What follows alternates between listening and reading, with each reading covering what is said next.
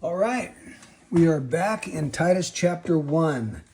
Now, last time we took a look at verses 5 to 9, and there we find Paul telling Crete that he left him, telling Titus that he left him in Crete to set in order what remains and to appoint elders in every city. And then he gives qualifications for the elders. They're to be men above reproach in their family life and their personal life. And they also have to be men who are completely committed and faithful to the word of God. Why? Well, he says here in verse 9, they have to hold fast the faithful word, which is in accordance with the teaching, so that he will be able both to exhort in sound doctrine and to refute those who contradict. But why? Why would he need to appoint elders that are going to exhort and to refute contradictors? He tells us why. For. That's a word of explanation. He's going to explain why. And then he goes on to a long discussion, verses 10 to 16, where he tells us why. He tells us there are certain people that must be silenced, that must be stopped, who are teaching things that they ought not teach. So I thought what we would do this time around is divide it up into 4 categories. Who were these people? Who are the people that Paul says must be stopped? Secondly, what did they do? We'll do that in blue. Thirdly, why did they do it? That's explained for us as well. And then the last one is, what was Titus supposed to do? Okay, let me just get that in like that. Okay, so those are our 4 categories. Let's break it down. First of all, who were these people that the Apostle Paul is talking about? Well, we're told here they were rebellious men. Not only that, they were empty talkers. And they were deceivers. That's who they were. Rebellious men, empty talkers, deceivers.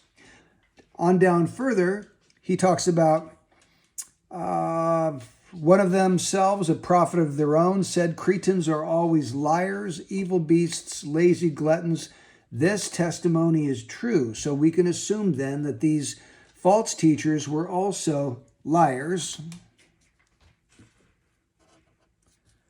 evil beasts, and lazy. They weren't just lazy, but they were lazy gluttons. They ate too much and they were lazy. Not only that, but if we move on down to verse 15, we are told, to the pure all things are pure, but to those who are defiled. They were also defiled and unbelieving.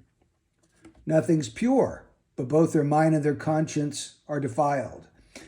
Verse 16 tells us that they are detestable and disobedient and worthless for any good deed. So who were they? Rebellious, empty talkers, deceivers, liars, evil, lazy, gluttons, defiled, unbelieving, detestable, disobedient, and worthless. Paul has absolutely nothing good to say about these people. We also need to take note of something, though. Well, let's do it this way. Let's ask the second question. What did they do? What were these people doing? He tells us in verse 10, there are many rebellious men, empty talkers, and deceivers, especially those of the circumcision. You know what? That is very important. That's who they were. They were of the circumcision. That means they were Jews, and they were pushing circumcision. Perhaps they were the same group that was in Galatia, the Judaizers, those who said you must be circumcised according to the law of Moses in order to be saved. But what were they doing? They had to be silenced. Why? Because they are upsetting whole families. As number one. Number two, teaching things they should not teach for the sake of sordid gain. On down to verse 14, it says, for this reason, reprove them severely so that they may be sound in the faith, not paying attention to Jewish myths.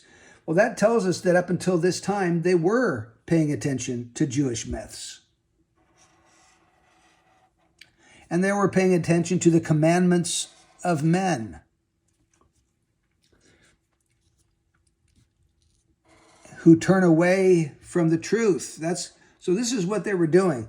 Also, verse 16 says, they profess to know God,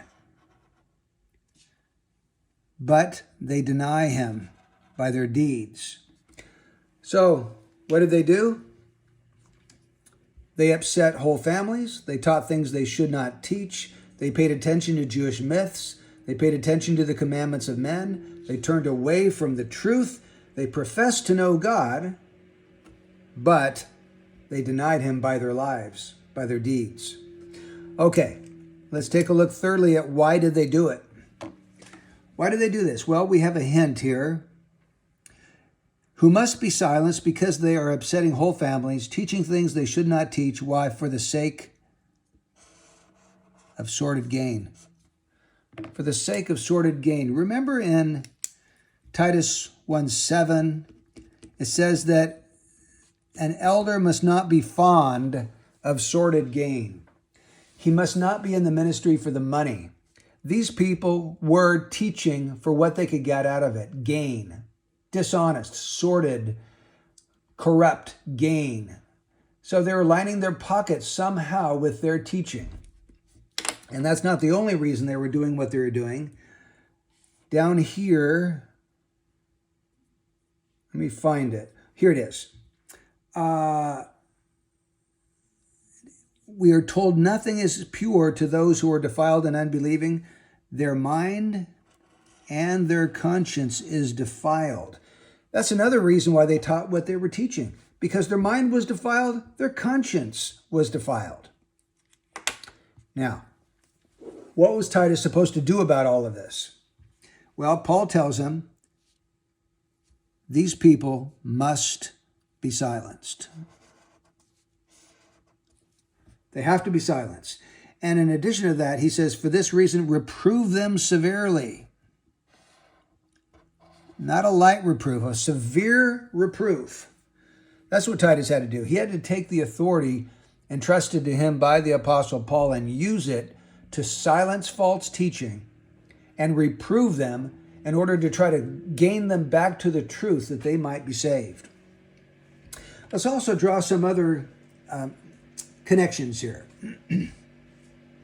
So how many rebellious men are there? Many.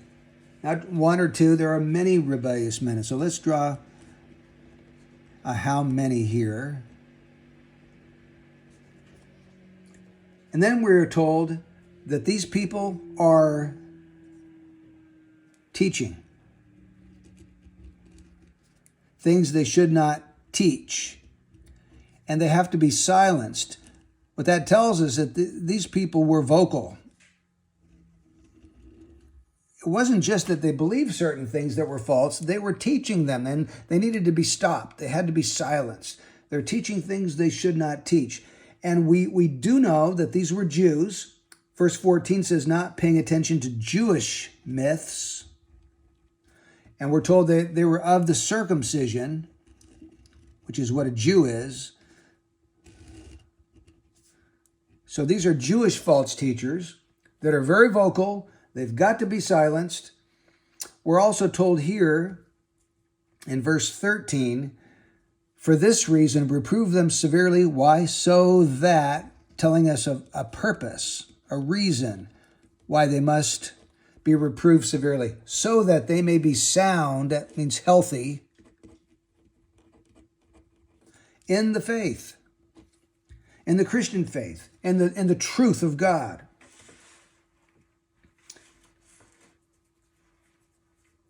So I think that gives us a good overview of what's going on. We have a situation where there were many Jewish false teachers pushing circumcision, pushing commandments of men, not of God, but of men.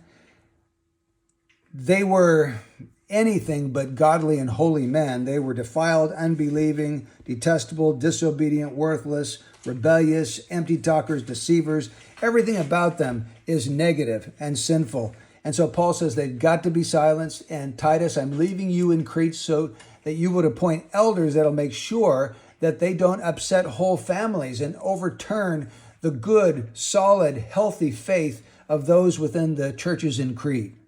So I hope this is helpful for you. We will get later into some issues of interpretation and application, but today we're doing a big session on observation, just observing everything we can about this text. May God richly bless you.